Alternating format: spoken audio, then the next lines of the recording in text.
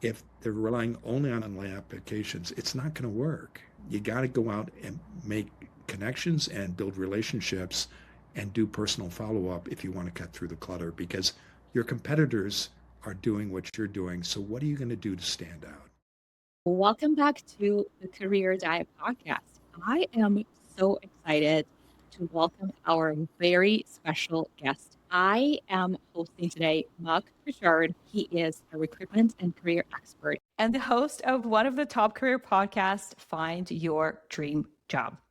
Mac has been in the recruitment space for over 25 years. He is the founder of Mac's List. It's a regional job board and the premier resource for passionate, creative Pacific Northwest professionals to find meaningful and rewarding work.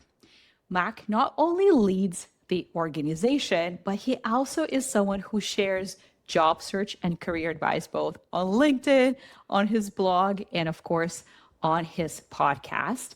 And his advice is based on his years in the industry and, of course, what he currently sees working with employers who are looking to hire talent. It is my pleasure to welcome Mac on the podcast. Welcome, Mac. Well, thank you for having me on the show. It's an honor to be invited. All right. Well, I am very much looking forward to our conversation today. And I would love for us to start with a little bit of your story. And I would love to hear, how did you find yourself doing what you do now? And maybe you can tell us a little bit more about what Mac's List is. Absolutely. So Max List is a regional job board. It's a website. We serve employers and job seekers here in the United States, in Oregon and Washington State. People come to our website looking for job postings, and employers post there because we get about 60,000 people a month who visit the site. It is an online community, Anna, but in addition to the job postings, we provide lots of advice about how to look for work in a smarter way and how to hire smarter, because the people who have good job search skills and the employers who have invested time in learning how to recruit well are going to have shorter and easier searches, and the employers are going to find much better candidates. So that's the company. I'm an accidental job board operator. My career has been in communications, largely in politics, government, and nonprofits. I'm based in Portland, Oregon. And for many years, I worked in government and nonprofits. But I was an inveterate networker, and I also went through 2 long periods of unemployment, which taught me the value of serving others. And my way of doing that was sharing job postings. And it turns out that because a good job board is a community, that the organizing, marketing, and management skills I developed in working in communications were the perfect preparation for running a job board. All right. Having been running the job board for a couple of decades now, at this point, you have a lot of conversations, both with employers and with job seekers. So that is a very powerful kind of middle point for you to be in, because you really understand both perspectives. And I can imagine that over the last 25 years, it has shifted quite a bit what you're hearing from both sides. What I would love for us to talk about is what's happening today, because we all hear that and I'm sure you've heard it all, that it's a brutal job market, that it's a very competitive job market, that it maybe is the most competitive job market that we've ever seen. Do you agree with that? And what are you hearing from both sides today? I think it's important to remember that people get hired every day. And I say that because you're right. It's so frustrating now because the tools always change. The tools that we used 10, 20, 30, 40 years ago to look for work were very different. And one of the consequences of the changes in technology is it's never been easier to apply for as many jobs as possible. And as a result, you can have not dozens, but hundreds of applications pending. But here's the fact that you got to remember: the people who are going to get hired and are going to get in front of the hiring manager are paying attention to job search fundamentals that haven't changed in decades. And I think the more your viewers and listeners invest in those fundamentals and pay attention, the faster their search is going to go. Because if you just look at the numbers, you're absolutely right. You send off that application on LinkedIn or another job board, and you will see that 2, 3, 400 other people have applied. But the people who are going to get the phone screeners and get in front of the hiring managers are doing something different. And I'm excited to talk about that today. I'm so excited because that's what I teach and preach every single day. In fact, just before this, I was recording an episode on focus in job search. Mhm. And I was talking about, okay, well, is going for hundreds of roles and applying, it feels safer, right? It feels like, well, I'm shooting more shots.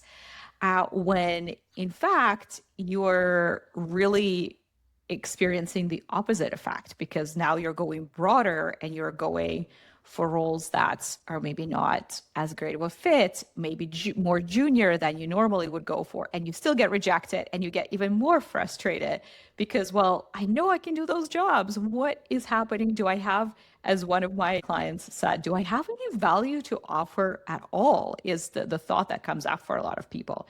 I am curious, before we talk about what it looks like and what those foundations are, I am curious what you're hearing from employers right now in this market where, as you said, it is easier than ever to apply to hundreds of jobs a day. So, what's from the employer's perspective? How are they experiencing this flood of applications and candidates? Well, it's important to remember that there's a lot of different kinds of employers out there. So for smaller organizations that might have 25 or fewer people, or even 50 or fewer, there's no HR person. The HR person is usually employee number 26 or 51. There's no recruiter on staff. And most organizations that you're going to apply for are likely going to be smaller like that. So the person who's posting on LinkedIn or Max List or whatever the job might be, and organizing the interviews and you're preparing the job posting, they haven't been trained in those things. And because they haven't been trained, they were hired to do something else. It can be a hit or miss recruitment process.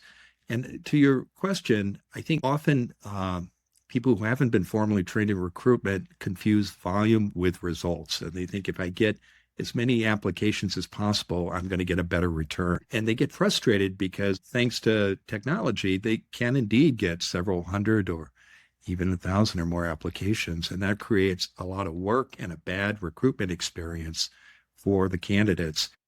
The better approach is to invest time in being clear about what you want, included salary. Once you put a price on a position, that provides a lot of clarity to applicants, and communicate directly with applicants. Too many employers think that they've got to raise some sort of stone wall between themselves and candidates and not talk to them except in a very formal way. So I think that particularly for smaller employers, it's a frustrating time because they feel overwhelmed by applicants. They're hearing from people who aren't offering what they want and who are confusing, who do indeed think it's a numbers game and are applying for jobs they could do. But I think employers also have a responsibility when they're recruiting to be crystal clear about what they want, what they're paying, and what the ideal candidate looks like. They also need to communicate with all applicants. Table stakes, I mean, a basic minimum is just acknowledging receipt of an application, and also providing basic information about how the recruitment process is going to work, when interviews are going to happen, when a decision is going to be made, and communicating with people who are invited into the interview process. Many smaller employers struggle with that because they don't have the training and experience, and they're overwhelmed by the volume of applications. I think with bigger employers who do have HR people on staff, sometimes I think they're overwhelmed too. They need to remember that recruitment is a branding experience. So when you apply for a job and you have a positive experience, I hire occasionally myself too, and I hear this. People will say, well, when I call them to say you're not going to get the job, I don't like to hear that news. However, thank you for calling and telling me. So I think it's important particularly larger employers struggle with that. And I think they're missing an opportunity to create, nobody again likes to hear no, but if you communicate fully with applicants and keep them informed of what's happening, they're not going to speak ill of your company. or your organization. But if you don't do those things, they're going to tell their friends and families and hold on to that story for. And then they go online and they also post about that. Yeah. And they often don't want to come back and they don't want to revisit that process because oftentimes it's just not a fit at this time.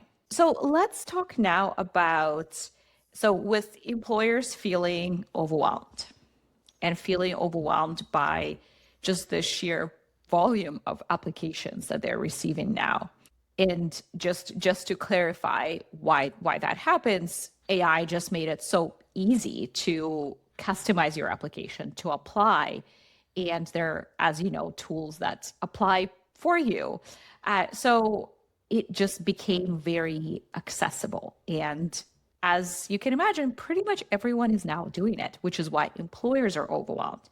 But then the candidates are also very frustrated and they're feeling like, well, how do I compete with these hundreds of other people? So you mentioned going back to the foundations and fundamentals of job search. Would love to hear from you, what, from your perspective and your experience, what does that look like? It looks like three things. And this is based on my experience running a regional job board for 25 years now, but it also draws, Anna, on the interviews that I've done with career experts on my podcast, Find Your Dream Job. I launched the show in 2015, and every week I've talked to a different career expert about the nuts and bolts of job search. And the ideas that are shared on that show, we've had people from all over the world come on the program, not just in the Pacific Northwest. And the ideas that are shared work anywhere, no matter where you're watching or listening. And it really comes down to three things. The first is knowing what you want. So in my career, or especially in the early days, I would say to people, oh, I'm open to anything, or I'm keeping my options open. Don't do that. And the reason you don't want to do that is because when you know what you want to do, your search gets a lot easier and gets a lot faster. And that means you have to know the job that you want. And if you're not sure, that's okay. In fact, that's normal. Again, we're all likely to have 3 or 4 different careers in our time in the 40 plus years in the workplace. And even if we're at one institution, say a university or a big employer, we're going to have different roles inside that organization. So get clear about what you want, because when you do that, then you can focus on the positions that where you can thrive and excel and do your best work, and where you can solve an employer's problems, because ultimately that's what an organization is hiring you to do. So that's number one, know what you want. Number two, and these again are themes that come up again and again in the interviews I've done, more than 600, is know where you want to go. You got to have a list of target employers. And to figure that out, you not only need to know the job you want, you got to know what you want to earn, and then think about your non-negotiables. You know, what kind of commute do you want? Do you want a hybrid schedule? Do you want flexibility so you can take care of your kids or go to your kids' sports games?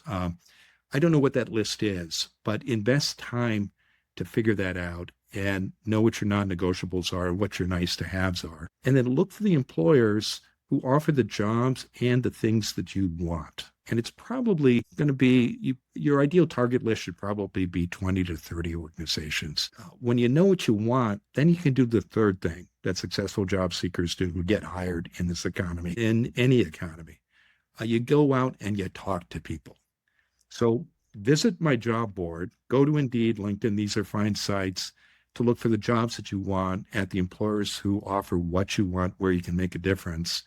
But the reason it's important to go out and talk to people is because referrals and connections are just, they're gold when it comes to hiring decisions. Sometimes when I hear that, or I say that rather, people think, oh, I don't know anybody. And you know, we've all got a network.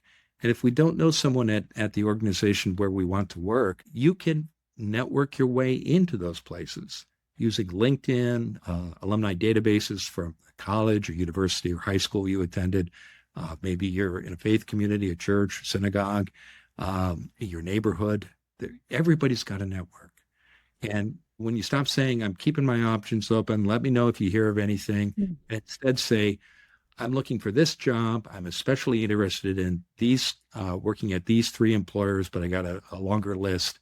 And I'm trying to find people inside those organizations that I can talk to find out about their needs and what their hiring plans are. That's a very different conversation because when you're specific like that, you make it easier for people to help you. So know what you want, know where you want to go, and step away from the computer and go out and talk to people. Those are the fundamentals. And I don't know what the technological changes will be in 5, 10, 20 years. There's going to be some dazzling tool that will allow us to generate probably hundreds of thousands of applications. But the reality is, wherever you're watching or listening to this, probably only a dozen or 2 dozen organizations in your community where you want to work. And that's where you need to put your focus. You brought up focus earlier. Yeah. It's so fascinating listening to you because it could be, me saying those exact words because that's really the foundations and the basics that we keep talking about over and over and over again. And what I find so interesting is that 25 years in to this world and this career, you are still seeing that these are the same foundations and basics that work. And of course, now with different tools, a lot of this can be expedited and it Mm-hmm. makes it the tools that are available to you are making it easy for you to find the right Yes. people. Yeah. I don't know if you know, but I spent years in recruitment, and I remember talking to one of the colleagues of mine, and she was similarly in the space for a couple of decades. And I remember she said, "Well, it's so easy these days because there's LinkedIn. You can everything is at your fingertips. You can find the right names and people and contact information versus in the past, she says, I really had to call up those companies and make up this elaborate story to find out a name of the person that I was trying to talk to. So in a way, it is a lot easier to find people, to find their contact information with the tools that we have today. Yet, I do believe that a lot of people feel very overwhelmed by just the sheer volume of what is in front of them, whether it's the jobs that are posted. And a lot of people feel like, well, I feel like I'll miss out if Mm-hmm. I only focus. And I talk about focus a lot, but a lot of people fear that they will miss out if they only focus on one direction. And then when they look at LinkedIn and they see all of these people within that company, they again feel very overwhelmed. Mm-hmm. So from your perspective and your experience, going from, when you had to call up people to find out names and really just literally go out in your community and start talking to people to find, okay, do you know anyone who works at the ABC company? To now everything being so available, how do you strike that balance between we have so much available to us, but it also feels very overwhelming? And I do believe that leads to a lot of people kind of feeling stuck in it and really struggling to use those resources and to narrow it down for themselves. I think many people struggle with this because job search is an infrequent event, and Mhm. it's hard to look for a job. You have to put yourself out there. You're going to send out applications. You're going to go to interviews. And you're going to get rejection a lot in some cases, especially if you're not bringing a strategic focus to it. So I would say it's so important to invest in learning job search skills, and you can do that by, if you're still in school, working with your career services office. If you're a grad, often universities will provide that service to alums. You can work with a coach. You can, however you like to learn, spend some time before you send out your first application, getting clarity about your goals, your target employers, and learning how to do informational interviews and other networking skills. And like any skill, it's whether you're learning to ride a bike or play an instrument or mastering a language, it's awkward at first. But remember, most of us will likely be in the workplace 40 years, will likely have 8 to 12 jobs, will likely change careers several times. So you want to take charge of this and not wait for it to happen to you. And I find that when people do invest time in learning these skills, they reflect back on the jobs they've had that they really enjoyed, and they recognize in many cases that inadvertently they were doing all the things that lead to those opportunities. So I would challenge your listeners and viewers to reflect on the best jobs they've had and think about the role of referral or connection played in that. And the reason it made a difference was because the person who made that referral or that connection knew who you were and what you offered and what you wanted because you told them specifically. And the good news is you can create those referrals. And again, another reason how referrals matter is not only do they help you get to where you want to go, managers, and again, I know a lot of your audience members have done hiring. Managers reduce risk by relying on referrals. They think, well, if Anna sent the Mac to see me, he must be okay. Now, that's not going to get me the job, but it will likely get me a phone screener or at least get my resume reviewed for more than 7 seconds. To your point about technology and how it can help you do these things, I think that's the thing that most job seekers miss. They think that because it's easy to use the easy apply button and search for jobs you could do, that's the benefit that technology offers. Actually, it makes it so much easier to do the research and find the people and make the connections and get the referrals than it did 40 years ago when I first came into the workplace. And that's what I would encourage your audience to focus on, not on the hundreds of jobs that you could do or how easy it is to hit that easy apply button. Focus on what you need to do in order not to get picked, but instead pick yourself for the positions that you want and to go to the places where you want to be. I love this perspective that use the technology for research rather than for those hundreds of applications, because when I think about it, I often realize that I think the technology companies almost did a disservice to job seekers by training them that that's what the process looks like, that you just click, you get a call, a week later you get an offer, by training them that that's what it takes. And what I see a lot of people are job seekers, especially senior job seekers right now, are realizing, especially if they're job searching for the first time in a while, they're shocked really by how challenging it is for them to get interviews. And it almost feels counterintuitive for them because they feel like they're the most experienced they've ever been.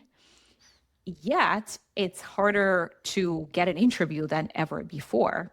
So to people who are maybe in that spot right now, feeling like, what is really happening here? Because I'm so experienced. It should be easier. It's so like, look at my profile, look at my resume. I have big names, I have big results. Why is it so hard for people at that level to move forward right now? I would encourage middle or senior managers who are having that experience to reflect on their own experiences hiring. And when they were in a room or at their desk and there was a stack of resumes, maybe it's electronic in a folder, maybe they were actually printed out, but there are 50, 100, 150 applications. What did they do to cut that down to the 10 that got the phone screeners? And I'll bet you they relied on referrals and connections, people who knew people or were recommended. And they probably looked at prestigious credentials, but everybody who has gone through that experience has probably relied on referrals. So why wouldn't you do that in pursuing your own position? And I don't know what these people are doing, but if all they're doing is going on job boards and sending out applications and to places where they might want to work or for jobs they could do. And even if they're jobs that are ideal and are at the places where they want to be, if they're relying only on online applications, it's not going to work. So you got to go out and make connections and build relationships and do personal follow-up if you want to cut through the clutter, because your competitors are doing what you're doing. So what are you going to do to stand out? Competitors who are moving forward are doing that. Well, there are two categories. I mean, there are the people, there's 300 applications for a job.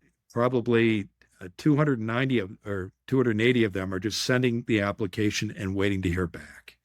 And the other 20 or 30 are actually have spent time building connections or relationships inside that organization. Or if they don't have them, they're finding ways to get in front of that hiring manager so that their application gets more than the 7-second review.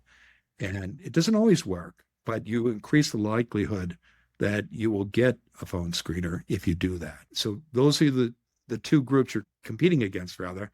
And if you're in the first group, all you're doing is sending out applications, you got a long, hard slog ahead of you. And if you're in the second group, the odds are much better that you're going to, if you're actually focusing on the places where you want to be, the few dozen organizations that interest you, applying only for the jobs that you want, and building connections and relationships with people inside those organizations, either before you apply or after you apply, you're going to have a much better experience. And you mentioned earlier that job search is a skill set. Mm-hmm. And for someone who is, a decade plus into their career, often there is a bit of a disconnect there because, again, they feel like look at me, I'm so experienced. What is this skill set that you're talking about? That's what I've been building my whole career. So when you say skill set, what do you mean by that? I think good job search skills, the basics everybody needs to have, whether they're just graduating from college or they're thinking about the last 5 to 10 years of their career, is being able to set your goals. And that means knowing the job you want, the place where you want to go, and what you offer. Earlier in the conversation, you talked about people not thinking they had anything to offer. They had no value. And it saddens me to hear that because everybody has something to offer. And it's our challenge as candidates to show employers what we have to offer. And believe me, everybody's got something that makes them different and unique and highly employable. And you need to figure that out, and that will help you get clear about the job you want and where you want to go. And when you're in the interview, show what you could do for an employer. Because ultimately, and as you know, employers are hiring problem solvers. And too many people go into the interviews. I did this myself early in my career, and they say, I'm so excited about this job. This would be a great job for me. And that's great. You got to be excited, and it should be a good job for you. But those are table stakes. You got to talk about what you're going to do for the employer. They don't really care. They don't really care. Well, they do. They want you to be excited. Bit. Yeah. A little bit. But at the end of the day, they care about themselves. Yeah. And they care about what they're looking to hire for. Yeah. And so you have to, as you do your informational interviews inside those organizations, need to find out what are the problems that employer faces specifically for that job, and show that how you can solve those problems. And one of the questions I always encourage candidates to ask, not at the beginning, maybe it's your third or fourth question, when you have that opportunity to ask questions about in an interview, is to say to a hiring manager, if I'm fortunate enough to get this job, and we're doing my annual review in a year, what are the 3 things you want me to tell you I've done for you? And I guarantee you that hiring manager, she or he, is going to stop, lean back in her chair, his chair, and it's going to tell you about something that's not in the job posting, that isn't in the interview questions. And that's your opportunity to stand apart from your competitors and either share an experience you had solving a similar problem or offer ideas about how to address that, to solve that problem. And that's going to make you stand head and shoulders above the other interviewers. That is a fantastic question. I'm definitely stealing it. Please, yeah. Thank you for sharing it. Well, Mac, thank you so much for your time today and for sharing what you have seen over the last couple of decades in the job market and really bringing us back to the fundamentals of job search that really still at the end of the day work today and really are the foundation of your success in this new AI driven, more competitive market. If listeners want to learn more from you and want to hear more of those resources that we talked about earlier, where can they find you? Well, three places. Please connect with me on LinkedIn. I post regularly there. And if you, when you do send me an invite, mention you heard me on the show. Second, listen to our podcast. We're on YouTube as well. Find Your Dream Job. And we've had interviews with more than 600 career experts. And I've learned so much from them. And these are people who are career coaches, resume writers, they work at career services offices, or they're HR directors or recruiters. But wherever they sit, they know what works and doesn't work in job search. And it's all available to you all, to your audience. So you can find that wherever you get your podcasts, Find Your Dream Job. And finally, our website, maxlist.org, has lots of information about how to look for work. And while we serve employers and job seekers in the Pacific Northwest in the United States, the advice works anywhere. Thank you so much for sharing that. And we'll make sure to list all of that in the show notes. Thank you so much for coming on the Career Dive podcast. Until next time.